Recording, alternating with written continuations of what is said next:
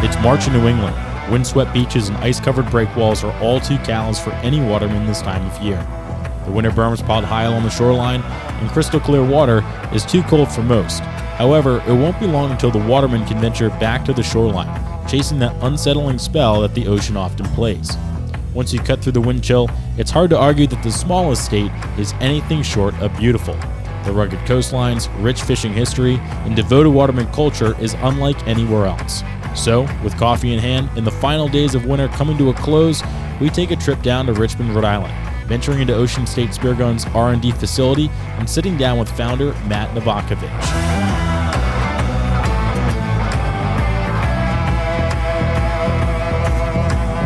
What started as a hobby and building guns for friends and family has quickly turned into a business, building guns for folks from around the country and giving them an excuse to spend more time out on the water. Today, we get the backstory behind how Ocean State Spearguns came to be, his approach to the craft, and of course, a few fish tales along the way. There's so many lessons to be learned here, so let's get right to it.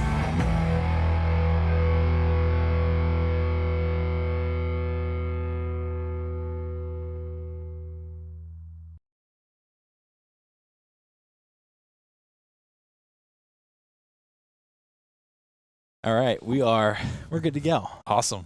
Matt, how was the Big Island of Hawaii? Not snowing. Actually, I think it was snowing yesterday. Was it? Yep. It was on the top of Mauna Kea, Yeah, probably. But it was about 30 or 40 degrees warmer.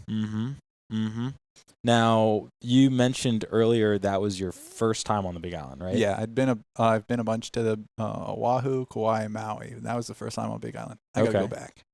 Well, yeah, obviously, right? There's so much to do. Oh, now, what do you think your favorite, I mean, having lived in the Big Island, right? There's so much to do, whether it's Green Sands Beach, spearfishing, snorkeling, diving, what have you. What was your favorite part?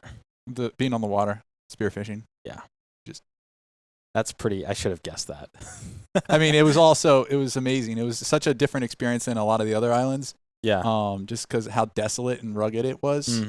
Because we were on the west side, so just leaving, you get off the coast and it's just plains and plains of just boulders it's just undescribable. Besides maybe saying you're on Mars. Yeah. That's what it pretty much looks like. It's a special place. I feel very fortunate to have lived out there for a brief moment of time, like, roughly a year. Met guys like, Danny out there, Danny Bolton, who was just on Meat Eater, who you mentioned earlier. And, it's a special place. It's wild. You land and it's like you're totally disconnected from mainland USA, And when I first moved there, it was almost as if there was this huge disconnect. And it was funny because when people asked where I was from, they're like, "Oh, you're from the mainland." I'm like, "Yeah." Like, "Oh, that's the States." And I go, What did you just say? What do you mean by that? And they're like, America. And I'm like, no, I'm aware. I thought we were all here. No, it's like, no. So it's cool to see that there's that culture has been able to exist despite, in a lot of ways it's changed, but despite a lot of things, that culture has stayed true. So because you just came back, Yep. What do you think was your favorite part of being over there this trip?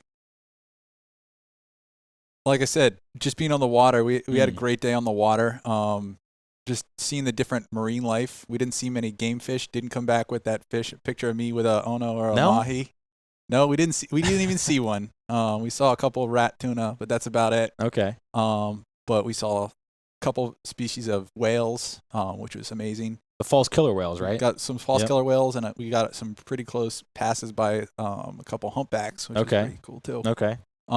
Even a full broach, like maybe 75 yards away from the boat, which was pretty wild. That's wicked cool. Yeah, it was insane. Badass. And we were just driving back to the marina at the time. Yeah. And then I got to swim with a oceanic white-tip shark, which was pretty wild.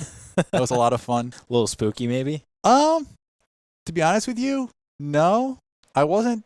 You think it sounds crazy, but I'm used to diving up here in New England, which you can maybe see 15 feet if you're lucky on a great day. Yep. And it's more of the fear of what's out there and the unknown. Right.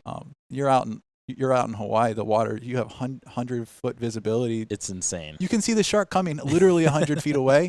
Yep. And I mean, we got in the water, to see the shark. We saw him from the surface, and it was like, all right, you want to jump in and check him out? I'm like, well, haven't seen much today, so yeah, let's get in the water. Let's Why go. Not? Yeah. So got in the water, and he was pretty curious. Came in really close, but never was super aggressive. I mean, granted, they can turn on a dime and become aggressive, but being able to watch him and know where he was at all times, really wasn't that worried. Right. As long as you like respect what he's doing, he'll most likely respect what you're doing. Oh yeah. He might get curious and try and taste you with his teeth, but other than that, they're pretty cool. I wouldn't say the right word wouldn't be docile. No.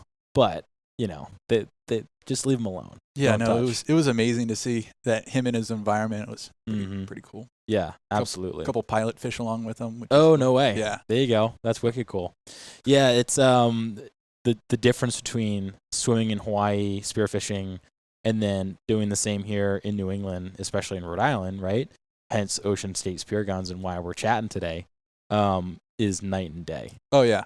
Everywhere you go, it has its own challenges, though. I mean, out there, it's the depth. I mean, everything's just so deep so quickly. Here we have the temperature, which it's not a nice swim in a usually you're cold. Yep. Even in the summer. Yep. And then we have the murkiness of the water. It doesn't really get good visibility often. Sometimes you do, especially out of Black Island, you get a little bit better visibility. But right. Even then, it's more, which is it can be a good thing if you're trying to mask your movements, but it also masks the fish too. So. Yeah, and that offers a lot of challenge. Now, when I was out in Hawaii, it was fun because like you jump in the water and you're just totally like blown away by what you can see. You jump off the boat here, you're like, wow, that's a lot of green. I wonder what's below me. Yeah, no, it's cool. Yeah, no, definitely that happens. You're just sitting there breathing up on the surface, getting prepared to do a dive. And it's just that green color that just goes down, and you're like, I don't know if I'm in 10 feet or I could be in 100 feet or could be 1,000 feet. You don't really know. Right. But once you get, it's cool. I enjoy seeing the diversity of the marine life here, even too. I mean, you're like, you sit on the surface and you're like, oh, it's just sand and rocks under there. But you get down there in the rocks and you can see the different species of marine growth, and then like the sea stars and the conchs. Yep. The whelks, which is pretty cool. And then of course the fish, which why we're there. Right. Yeah, Rhode Island I think gets a lot of it doesn't get as good of a rap as it should. Agreed. And you get down there, and the amount of life that you see on the bottom of the ocean is pretty mind-blowing, Yeah. Despite what people think. Yeah, exactly. I mean, that was one of my big takeaways when I first started diving. I mean, you don't see too many fish because you're just thrashing around on the surface, just trying to get down. You get down and you spooked all the fish. But just that was one of the things that drew me in. I was just like, this is a completely different environment. It just, that plane of the water, it's just a different world. You just keep on trying to go back a minute at a time. Right. Yeah, exactly. You're free diving, that's about as much as you got. I mean, unless you're a really good diver.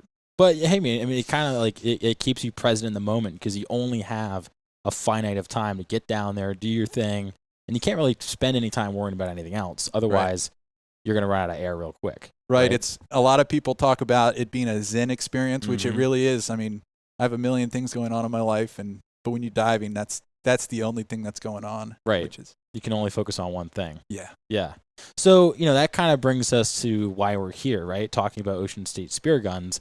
Now, growing up as a kid, having talked to you for a little bit and, checking out your shop here, there is definitely and most certainly a love for the outdoors in its entirety, right? Yeah. I mean, we're talking about you hunting deer in your backyard here in Richmond, and then also going fly fishing and spearfishing. I felt like every time I was like, oh yeah, and it's like, oh yeah, I do that. Oh yeah, I build spear guns. I do this. So where did this whole love of working with your hands, being in the outdoors, where did that all stem from? Really, my dad. I grew up in rural Maryland, which again I always equate Maryland to just a slightly bigger Rhode Island. We have a large bay we're known for. We're known for seafood and sailing and being on the water. I mean, they're basically the same thing. Shellfish, we were talking about oyster farming. Yep. I mean, legendary oyster farming down there, or historically at least. So I really grew up in that environment. I grew up hunting and fishing in the local waters and down in North Carolina. My dad grew up down on the Outer Banks, so we went down there a lot as a kid growing up saltwater fishing. So I was introduced at an early age to the outdoors, and that's kind of what drove. I mean, you can pick on outdoor activity. I've probably tried to dabble in it at least once, and probably have some sort of gear from it somewhere in the closet. My wife likes to remind me all the time. Right now, it's all collecting dust except for the spearfishing stuff, because it's just taken the center stage for me. Right. But then the working with my hands, my father, he's a builder, built houses, custom houses down in Maryland. Oh, okay. So I grew up working for him. At an early age, middle school and high school, I'd spend the summers working for him. So I was working with tools, and he has a full shop as well. Okay. So I was when spearfishing came around for me. I got in the water. I had a pipe gun, just something very similar that a lot of guys start with. Right. They're relatively cheap, inexpensive. They work really good. But I got out on the water. I started seeing these guys with wooden guns. I'm like, I got a wood shop. I could do that. I could do that easy. So that's kind of where it all started for at least the spear gun buildings. Yeah. Yeah. Now, do you think, I mean, working with your hands, being in the outdoors, there's such a correlation there, it seems like, with a lot of people, you know? I mean, I'm by no means, I don't think I'd be able to build a spear gun as good as you, but, you know, I do love working with my hands. I do love being in the outdoors, and it's fun to be able to kind of converse and chat with people and relate to people with that, because it seems like nowadays there's a distance from physically building something, right? So when you were working with your dad and doing that, do you think that there was a moment or maybe a time where it was like, man, this is actually something that I want to do? Because you went into your career as a marine engineer, right? And going to, was it SUNY Maritime? No, it was the U.S. Merchant Marine. Okay. Yep. The academy. It's also known as Kings Point. Okay. Yeah, it's actually right across the Long Island Sound from SUNY Maritime. Oh, all right. Big rivals. You guys were rivals. Okay. Yeah, people would sneak across the river and like paint things on their rocks, and Were they really? Yeah. Were you ever part of that? No. No? Wink, wink, maybe? Yeah, maybe. So SUNY Maritime, I mean, that's just a perfect example of, like, you know, kind of going through life in this stage, right? And when you went there, was it because you had a love for the ocean, engineering? You seem like a guy that you like to combine a lot of your hobbies. Well, that is pretty much a combination of that right there. From an early age, I knew I wanted to be an engineer, just from the standpoint of, I mean, I like working on things. I like building things and creating things. That's a big thing for me. And so the engineering was just a good outlet for that creativity and being able to build and design things. Right. But so I in high school, I started to think about it, and there was a bunch of ideas I had kicking around in my head. But then one day I was standing on the beach, and I just had this aha moment that if I become a marine engineer, by definition, I more than likely will have to be near the water for the rest of my life. Yeah. Because that's where most marine engineering is on the water. So that's kind of what led me down that path. And I mean, 20 years later, that's pretty much holding true. We're still here. Yep. Yeah. Still get to combine the love of the water with the love of building things. And now you work for a company that gets to build really cool things. Yep. But as your career kind of progressed, it seems like you're a guy that has a lot of projects, whether it be fly fishing, some sort of hobby, eventually building spear guns, right? So do you think that aha moment really was something that catalyzed to where you are now? Like, if you had done something else, if you had done what your dad does now, do you think you would have ended up doing something like building spear guns? Yeah. I'm always just trying to try new things, and What was some of the weirdest things you've tried, you think, in the past? Oh man. Well, I actually tried spearfishing. I actually tried spearfishing when I was in high school. I built my own pole spear. I got basically a sharpened stick with some surgical tubing. So nice. Swam out past the breakers to a wreck. Dove down. Thought I was going to get eaten by a shark. Zero visibility. Knocked the mask off. Flooded it. Got spooked and just boogied. Went on home and decided never to do that again. But no, I mean, I decided that one day that I wanted a classic car, because I'm also into cars. So decided to relatively impulse buy a 1970 Mustang. And you mean what's behind us? Yeah, right behind us. I've had that since I was in college. Oh wow. Yeah. Okay, so you've had that for a while. I've had that for a while, and I've been piece by piece been rebuilding it because it was probably a terrible buy. Probably bought it for too much, and I've literally rebuilt everything on the car, including the motor and the transmission and the rear end and the electrical system. And I'm currently working on the bodywork, but was working on the bodywork until spear guns came along. And The second love, right? Yeah. So nice. Yeah, I have this issue that whenever I see something, I'm like, oh, I could build that. So I could do that better. Yeah. So like bow hunting, we were talking about archery. I've tried to build a bow before. How'd it work out? Not as good as my spear guns, but. So that's why we're doing spear guns. Yeah. We're gonna shift. Yeah, I mean, and I like being on the water too. Yeah, it's a good combo. It's a good combo. What do you think? Your dad's the one that gave you that like, oh, I can do that. Oh yeah, 100%. Yeah. What does he historically done stuff like that you're doing right now outside of construction? Yeah. Yeah. He has a '67 Impala SS that he's currently rebuilding from a pile of rust. Oh wow. So it's a little bit more intense than my build. So, yeah. But yeah, definitely. Very cool. Very cool. So at some point, right, spearfishing became an interest of yours, right? So where did it all stem from? Because obviously you had your little bout when you were younger, but later in life you found that spearfishing was your thing. And I can kind of relate to that. So like, not a lot of people have ever known this, but when I was growing up, boating was not my thing. I didn't like the waves. I didn't like anything. Now I'm a boat captain and I do it for a living, and now I'm talking to you about the water and everything. So it all kind of comes full circle. Yeah. So when did it come full circle for you? Well, good friends of mine, they have a boat. We're out regular line and reel fishing right out there, out of Noank, Connecticut. Going out to the race, going for striper blues, black sea bass. So we've been doing that for a while. We also fly fish together. Done treks up to the Salmon River for up in upstate New York, up in Pulaski, New York. Yep. For the big salmon runs and steelhead runs, which is pretty cool. And we do saltwater fly fishing as well.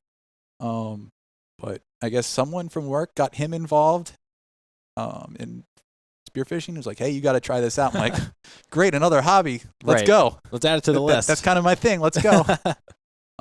So I dropped my other new hobby at the time, which was rock climbing, which I was getting pretty deep into rock climbing. Okay. And I just pretty much put that on a shelf and went out and got spearfishing gear, and that's all she wrote.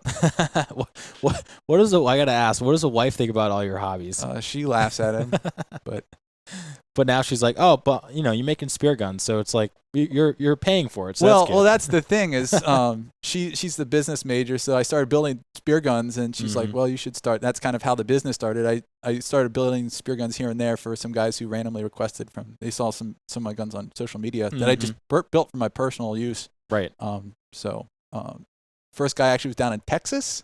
Really? Oh yeah, down on the Gulf Coast. That's wild. Yeah, he out of the blue, he IM'd me DM'd me on Instagram. Was like, "Hey, I want you to build me one of those guns. How much?" I was like, "All right, let's go." So I built one of those, and then some dive buddies started asking for guns, and then my wife's like, "If you're building these guns, you should probably make a company for this." And then I blame her for the company because she'll start complaining about it. I'm like, "This was your idea. This is your idea. This is your fault." So yeah, it started from there at LLC, awesome. and then I started the marketing side of things, which I'm an engineer and I build things, and the marketing thing really wasn't something I ever thought would be interesting. I just thought it would be a byproduct of having a business. But it's actually become really fun, and it's a whole different aspect of the whole business ownership and the process that I really like coming up with the different promotional campaigns, being creative and whatnot. Yeah. It's just a different spin on that being creative thing. Right. So do you think that, her kind of pushing to do that and being like, you know what? Taking that same attitude, that same mentality of like, oh, I think I can do that, and applying it to a business, those first initial steps, what did that look like? And how is that different from, pursuing a hobby that you just do for fun versus doing something as like a side hustle? Yeah, no, it was hectic. I started researching what it would take to make a business and establish an LLC.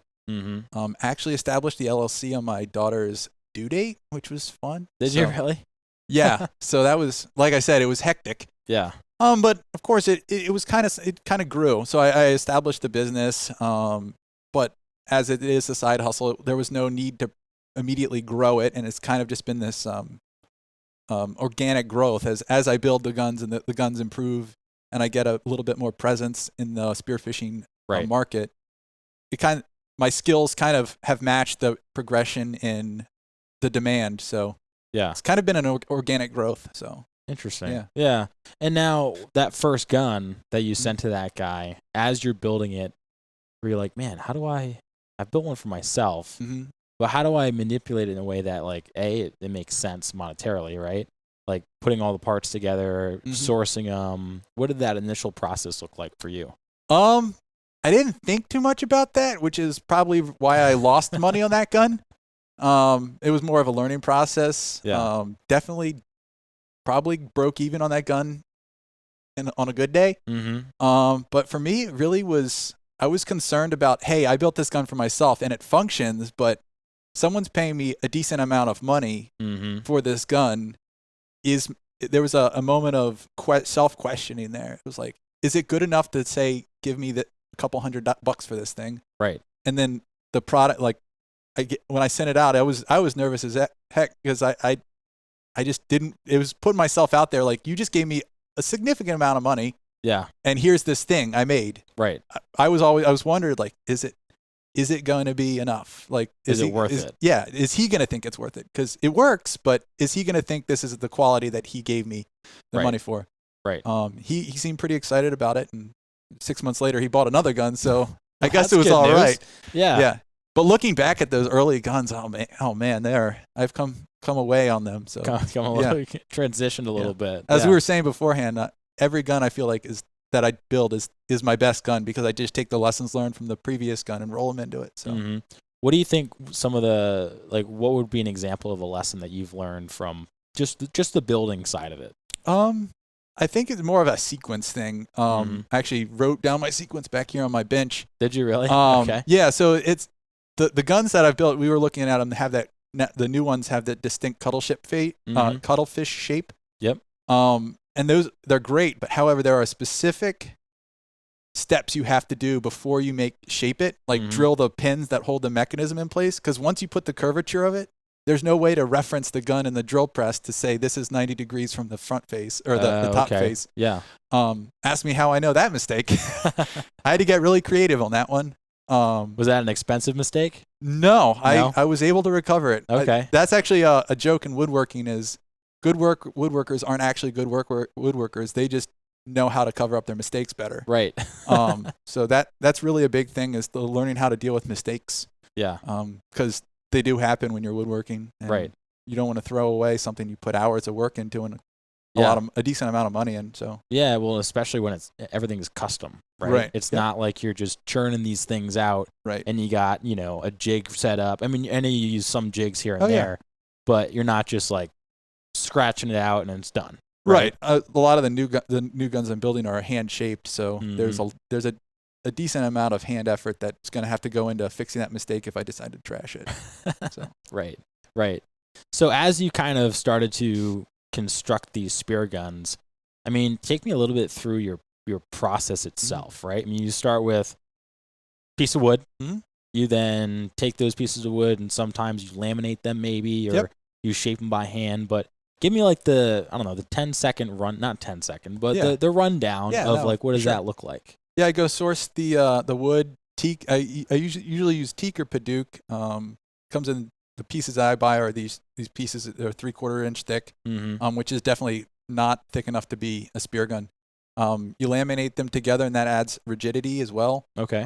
Especially because like the expanding and contraction of the wood as it gets wet and then dried. Sure. Having the more laminations allows it to be a little bit more stable, dimensionally stable. So I cut those out and then laminate them all together to make what we call rough blank. Okay. Let that cure for a while because the epoxy has to cure. That's another lesson learned there. Don't let it cure. If you don't let it cure, you're gonna have issues.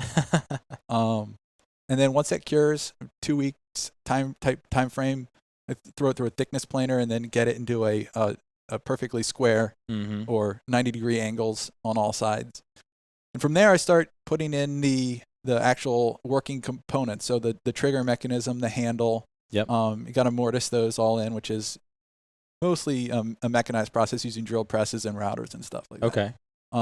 Get the groove or the track cut in using the router. Yep. And And then I rough cut the shape using a bandsaw. Well, my old bandsaw caught on fire, so I have to cut it by hand these days. It caught on fire. Oh yeah. How was that day? Expensive. But I was looking for an excuse to buy a new bandsaw, so it was like, oh wow, I guess I got to buy a bandsaw now. It's a write-off, right? Yeah, I just got to sell a few more guns to cover the cost. So right now I'm cutting by hand. Yep. Which takes a little bit more time, but sure. But it's truly a handmade gun at that point. Yeah. So yeah, no, then I cut it down to the rough shape. Mm-hmm. And then from there it is all hand planes and chisels to get it that final shaping. That final look. Yep. So, I'm sure there's quite a few other guys out there that are building spear guns, and then you have bigger companies that are building spear guns and, manufacture guns. What do you think makes your gun different than a gun that is out there? Yeah, well, I guess that's a two-part question. From the manufacturer side of things, the gun that I'm presenting to the market is really a gun that I work with on a one-on-one basis to basically set up with the customer. Someone calls me up and they said, "Hey, I want a gun. I'm in New Jersey and I'm hunting the jetties. We have bad visibility." So I'll work with them to dial in the length that they want. Right. Usually, so a lot of times they have an idea of what they want. And sometimes it's like, "Hey, what would you use in this instance?" Sure. So I work with them to get a length, which that's where everything starts. Mm-hmm. We start talking about the rigging configurations. Are they going to have a reel gun on it? Are you going to have a slip? Or are you going to have a reel on it? Are you going to have slip tips on it? Is it going to be double single wrapped? Is it going to be rear handle or mid handle? So the mid handles a lot of people use for maneuverability, and also it brings the muzzle a little bit closer to your eye. So when you're in a bad visibility, you can actually see the end of the tip. Because I've been in instances where I'm holding a 90 centimeter gun and I can't see the end of it. No way. Oh yeah, it's classic Rhode Island. Yeah, it's Rhode Island. So dialing in the dimensions and the actual the gun. And then we start talking about color combinations because some people like to keep it basic, and other guys like to go crazy with their color schemes, which is fun because it's a custom gun. You can build it whatever you want. Right. And the color doesn't matter. It's not going to change the cost of it, but it's something that you add your touch to it. Yeah. What's the most unique gun you think you've built to date? The most unique gun I built to date, call it the Miami Vice gun. I remember that. You telling me that. Yeah, It's got pink bands and a like electric blue handle. Heck yeah. I'm actually building an acid green, like an alien green gun right now. That's pretty wicked. Yeah, so people can get wild with their color combinations. But then also I've started to do wood burning on a lot of the guns. A lot of guys like that to put the fish on them. And I do that all by hand. Just draw up the fish myself on a piece of paper and transfer it to the wood. And right. It definitely presents a pretty unique gun at the end of the day. So yeah. Now, after you've kind of gone through, because you've built, dozens and dozens of guns at this point. Yeah. What has been, if I'm someone that's looking for a gun and I'm coming to you, what would be the right question to ask you? Because, I'll give you an example. So I recently went to the archery trade show for an event for work, and to tell you the truth, I'm a boat captain. I'm a fisherman. I'm a saltwater guy. If I get anywhere, now I love going backpacking, packing, and hiking and out in the woods and exploring. But when it comes to like bow hunting, I'm an idiot. Like I don't know anything. Yeah. But I was like, you know what? I should probably go because I'm going to be at an archery trade show. Yeah. I should probably go to a bow shop and get fitted, just so I know like what I'm talking about to a certain extent. Yeah, yeah. And so I went, and I literally went in there. I was like, I know nothing. Please tell me something. Yeah. And that's all I got. So if I'm coming at you, I have done some spearfishing in the past. What would be the right question to ask if I'm looking for a custom gun? Exactly. That's easy. It's target species and location. Every location has. Of course, you're gonna have your native species, but then also the conditions really play a big factor in gun design. Are you going to be in really deep clear water like Hawaii? You're going to want a really long gun, right? That can reach out and touch those fish because they're not going to be closer in. Whereas in Rhode Island, you're going to have. We talked earlier about the visibility. The fish are going to be close in. You're not going to need a long range sniper rifle for those fish. You're not going to shoot a tautog from 20 feet away. Well, yeah. I mean, maybe if you have good visibility, maybe. But those guys are going to come in real close, and you're not going to see them until they pop out of the rocks right in your face. So you're going to want a really maneuverable short gun. Right. So that's really the first step, and you kind of build on that as you go along. Yeah. But really, it's location and target species. Yeah. No, that makes sense. I mean, Rhode Island is such a unique place, but you're right. Like, visibility absolutely sucks here. You know. Yeah. There's some good days. There are some good days. There's some amazing days. There are some really great days, and it's funny because, you know, kind of like our conversation yesterday, we were talking on the phone about like the earn your summer mentality of, you know, you can apply that same concept to spearfishing in Rhode Island, where the really clear days, you appreciate them even more. 100%. Because all the other days are pretty crappy, usually. You know, and same thing like in the wintertime. It's snowing out right now. Mm-hmm. And yesterday was 60 degrees. That was wild. It was amazing. Yeah. Thank God. But it's those days of, you know, cold and dreary, and I haven't seen the sun in, you know, 10 days, that it makes you appreciate that warm spring day that you can finally put a T-shirt on and, you know, go outside. Yeah. Right? But Rhode Island does the same thing. Mm-hmm. Now, you're originally from Maryland. Yep. And then you migrated up to Rhode Island for work, right? Mm-hmm. What made you stay? And why spearfish here? Because, I mean, obviously you're here for work. Yep. But spearfishing in Florida, spearfishing in Hawaii, two different things. Oh, yeah. Well, I didn't. Of course, I didn't. I found spearfishing once I was up here. I think I stayed because I love. We're in South County. I love South County. You can't beat it. You can't. I mean, I just love the ability that we have. Arcadia right up here. We have I live on 25 acres, and I can hunt and fish and do all that here. But I'm a very short drive from the beach and being on the ocean. The spearfishing is unreal. I think it's kind of a hidden gem. Mm-hmm. Through spearfishing, I've met a lot of guys from Florida. I mean, most guys who spearfish in the U.S. are probably from Florida. Right. And if you're not from Florida and you spearfish, then you go to Florida to spearfish. But they've come up here. They went. This one guy took a trip. He's actually a spearfishing guide down in Florida. Okay. Down in the Key. So legendary fishery down there, right? Yeah. But him and I were chatting, and he was like, "Dude, the fishing you have up here is unreal. The fishery, like the striper, the black sea bass, the tautog, the scup. He's like, you guys have everything up here." Yeah. And he's like, I never even thought that fishing would be that good up here. And it's like, yeah, it's awesome. Yeah. It's a hidden gem, and you know, you kind of want to tell people about it, but at the same time, you don't want to tell people about it, right? Yeah, I mean, the summers are already pretty crowded here. They are pretty crowded. They're awful. Everyone from New York and Connecticut and Massachusetts. But it's like the local summer, like between September, October. Yep. Man. Yeah, right? Middle of September, sitting on the beach, an abandoned beach is my favorite because it's still warm out. The water temperatures are as warm as they're going to get. Right, despite popular belief. Yeah. You know? Like October, end of September, in October, the water is phenomenal. Oh yeah, you know, it's warmer than it would be in July. Oh, exactly, because it's been all summer heating and it cools down the way slow. I love jumping in October once the air starts to get cool, but the water's still warm. Yep. Oh man, I mean, warm is a relative. Right, relatively. It's not Hawaii 80 degrees warm. Yeah. I remember working out there. People would be in wetsuits. You know, I'm in like board shorts. Oh and no shirt. And like, aren't you cold? And I'm like, no, it's like a bathtub. Yeah, I was out there last week, and it was January, February time frame, and I did dawn patrol surfing, and I was out there in board shorts and a rash guard.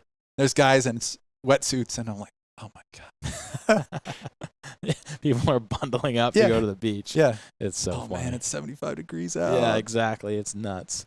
But so Rhode Island, I mean, it's such a special spot, and I know I talk about it a lot on this show, just because, I mean, it's kind of where I've grown up, and there's little bits and pieces of every place in the United States that's in this state. And it's so small, so compact, that if you're an outdoorsman, you could pretty much do whatever you want. Yep. You know, spearfishing, fly fishing, hunting, hiking. I mean, the hiking's relatively, it's okay. It's all right. You go to New Hampshire, though. You know? But Arcadia is great. Yeah. But, you know, spearfishing is kind of this special sport, you know, because rod and reel, you're in... I watched the recent episode of Meat Eater, right? Mm-hmm. Yeah. And Steven Ranella, you know, in the previous one was with my buddy Danny, who's also been on the show. He made this really great point where rod and reel fishing, you're kind of enticing the fish to come over, right? Yeah. And you're wondering what you're going to get. You don't really know. Right. But a spear fisherman is really embedding themselves into the environment. And it's like a bow hunter. Oh yeah. Right. Or going with a rifle. It's another level of going after some game. Mm-hmm. And that's what I loved about it. And I loved being able to go up to and be embedded in their environment and go up to a tautog that I can remember this smaller tautog coming up, and I had my my pole spear. I was at like half, maybe full draw, just kind of looking, peeking around rocks and whatnot. And this little baby tautog comes up and like rubs its body on my pole spear. I'm like, man, dude, it's not what you want to be doing, but I'll let you live. Yeah.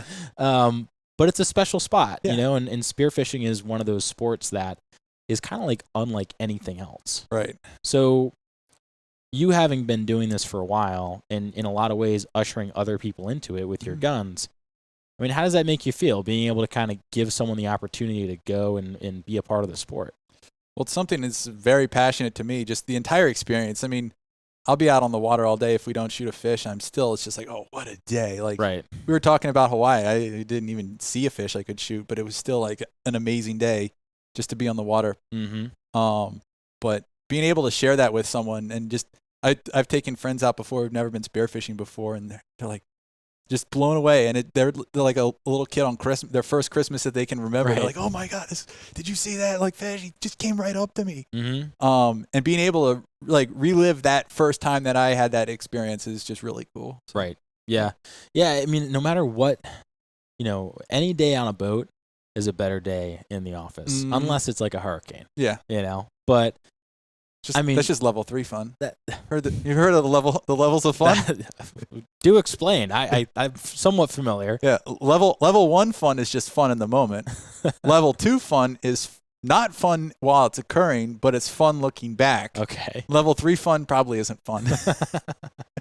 but like backpacking, you say you backpack. Like, have you ever been like a third of the way into a really arduous hike, and you're just like, why am I doing this? And as you're miserable, you're questioning your entire decision-making process that got you into that position. Right. You're like day 1 of a 3-day trek up a mountain in the cold, and you can't feel your toes and your legs feel like lead. You're like, this is awful. But then you get back to the car and you're like, that was awesome. Let's do it again. That's level 2 fun. That's a really good point. Yeah. I can remember being backpacking with my buddy Drew. We're in Yellowstone, and I think we're in day 2, and we're doing like a 5-day stint. And we did not prepare as well as we should have. That happens. And yeah, of course, right? I mean, we learn as we go. Oh, yeah. And we were on this one long span, and I ran out of water. Now, Drew, and my buddy Tyler over there, he knows Drew really well as well, who's kind of manning the cameras. Drew is someone that can go and eat nothing. He can drink nothing for the entire day. It's like a camel. He's like a camel. Me, I need to eat every like 2 hours or I'll just collapse. And so I drank all my water within like the first, 5 miles of that day. Meanwhile, and I'm like, Drew, can I have some of your water? He's like, no, you can't have any of my water. I'm like, understandable. It's a good friend. Good friend. Yeah. And, it's like moments like that. You're like, all right, well, this sucks, but I just saw a bald eagle fly by and catch a salmon in the river, and it's like, man, this is level 2 fun. Yeah. But level 3 fun, I mean, it is kind of fun to be out on a hurricane. Yeah. Oh, yeah. Yeah, surfing in a hurricane. Why not? Yeah. Some danger. Yeah, no, it's what I mean, I enjoyed level 3 fun. Yeah. Have you ever had any level 3 fun or level 2 fun out in a spearfishing event? Spearfishing, I wouldn't even classify it as fun. It was definitely I had a pretty interesting injury. Oh, really? Yeah, last year or 2 years, I think it was 2 years ago now. I was diving, and a big thing about spearfishing, we wear these really, really tight wetsuits. They're open cell wetsuit, which means there's raw neoprene on inside. Right. So they seal up really, really good. It was like the first dive of the day. And I've always had a ear clearing issue that I've since worked through. But being able to hit depth for me is something that I've had to work on my clearing my ears. So anyway, I dive down to 40 feet, tag the bottom, look around. I'm like, all right, well, I'm off the reef because we're doing a drift dive. So I pop up, we reposition, and the next dive, I go down and hit 40 feet, and I'm clearing the whole way down. I'm like, oh, okay, we're good there. I get down to 40 feet and turn my head to start scanning, looking for fish. And I hear this whooshing noise, and I got this crazy vertigo. I don't even know which way's up now. I'm 40 feet under the water. Right. Don't know which way is up. This is level 4, not fun. Yeah, this is becoming a dire situation. Right. So I eventually start swimming what I think is up, and then I see a jellyfish go by me like this. I'm like, oh, that's not up. So I reoriented myself using the jellyfish, hit the surface, get on the boat. I mean, my ears all like in pain. Yeah. It's just really stuffy. It's really muffled. So I don't dive the rest of the day. Go see an ear, nose, and throat specialist. And it was something that I couldn't. And eventually, it healed through the healing process. Right. I didn't seriously damage it or didn't permanently damage it. But through that learning process, so I sat there and I could never figure out why that happened. Until one day I was diving and I'd just done a warm-up dive, and I went down to like 10 or 15 feet and I heard a whooshing noise, same exact noise. I'm like, okay, here comes the vertigo again. Yeah. It didn't happen. But what had happened, that was an aha moment. The hood had sealed up around the side of my face so much that as I went down that initial dive, I was clearing my ears and there wasn't any water in my hood to equalize against. When I hit the bottom at 40, so my ears hadn't equalized to the pressure. When I hit 40 feet and started to turn my head, it basically released the water in, and then I had a big overpressure event on one ear. Interesting. But now I poke holes in my wetsuits at the ears. So do you really? Yeah, it's a common thing. It's just a lot of people do. A lot of people don't. A lot of people do it. But it's definitely a lesson learned.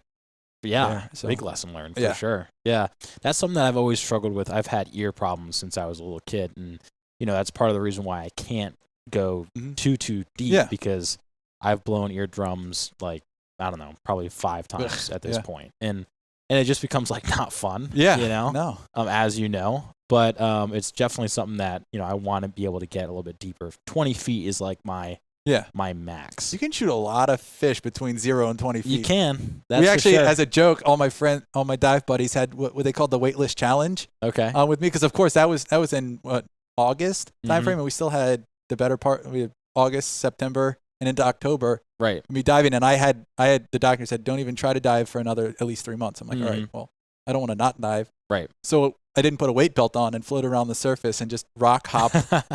I won the weightless challenge. Did you really? Yeah. Yeah, it was a big joke that Matt's going to shoot the biggest fish. We were all headed out one time, and everyone's joking that it was the first time since my injury. Yeah. So I wasn't diving. So all I could do was literally stick my head under the water. You're just floating around. And they're all diving, trying to beat me. I ended up pulling the biggest tog out of the rock. Did you really? Yeah. Yeah. Where was this? I'm not going to burn spots. Oh, my God. All right. I'll take you there, though. All right. Off fair camera. Enough. All right. Fair enough. Yeah.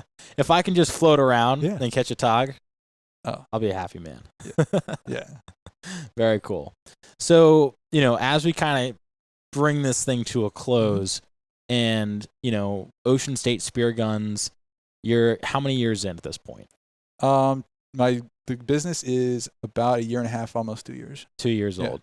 So with 2 years under your belt in, a boatload of spearfishing, pun intended, what is it that you think you've learned from both being in the water, having a company, and kind of merging those things together? What have I learned? I've learned a lot. I've learned pretty much everything along the way by messing it up. But I think the thing is, by merging the passion and the business side of things and my creativity, it's really created something that I think the quality and the end product is just a product of the passion that goes into it. If I was doing this and I didn't like spearfishing, it would kind of suck. Right. And I definitely wouldn't do this as a side hustle, and I definitely couldn't do it for a full-time job. So. Right. And I as we were kind of meandering around your shop, setting things up, what really kind of sparked a thought in my head was every gun that you make is a better version of the one you did before. 100%. And it's just that growth of just 1% better, 1% better. Oh, yeah. Is that something you try and apply elsewhere? Everywhere. That's just that's the engineer part of me. Is actually at work. For a long time, I was in charge of a lessons learned database. So I literally would write down lessons learned and try to apply them to the workforce. So that's just like an innate in my nature, I guess. Right. So. You're just wired that way. Yeah. Yeah. That's awesome. So Ocean State Spearguns, what do you see for the future as we kind of keep keep making guns, learning lessons, diving? What do you see for the next 5 years, you think? There's still a lot to learn from the business side of things. I'm not a business major by any means, so that's been a challenge. I've been learning that side of things. Mm-hmm. In what ways do you think? Obviously, you got spear gunning, being an engineer, you got that down pat. Mm-hmm.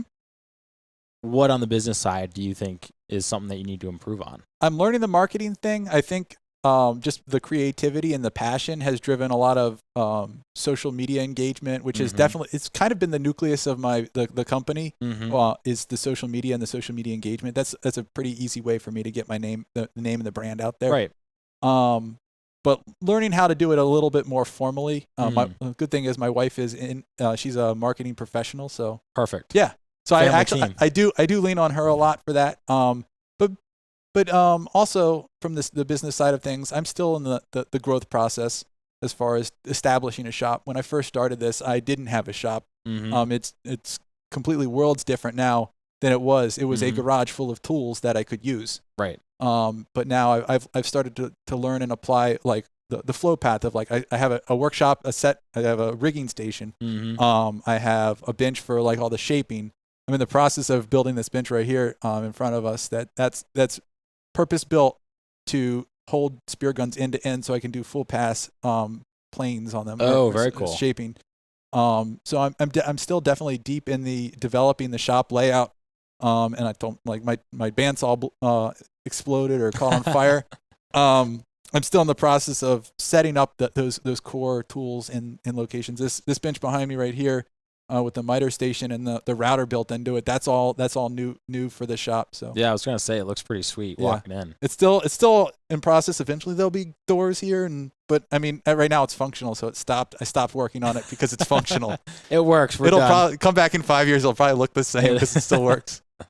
Love it. Yeah. Well, Matt, hey, it's been great being able to come here in your shop, hang out, kind of brave the elements with the snow coming down, and yeah, I'm excited to be able to get on the water with you this summer. Yeah, it's going to be fun. We'll get you on my boat. I'll go on yours, whatever. And but last but not least, where can people learn more about Ocean State Spear Guns? Yeah. You engage? How can they get one? What can we do? So I have a website. That's one of the first things I started off with. OceanStateSpearguns.com. I also have Facebook and Instagram. I try to stay pretty active on that. I think we were talking about that beforehand. It's pretty much a conglomeration of just posts about woodworking, spearfishing, regular types of fishing, being on the water in general, and being in Rhode Island. So it's kind of just a little slice of Ocean State Spear Guns. Love it. So if there's any questions, just reach out to me via DM on Instagram or Facebook for that matter, or just go to the website and there's a contact form there. Sweet. Awesome. Yep. Thanks, Matt. Appreciate you coming on. Thanks you for coming out. I know it was a hike halfway across the state. That's right. It's over 20 minutes. Oh, man. Man, that's a tough one. It's a tough one. Awesome. Cool.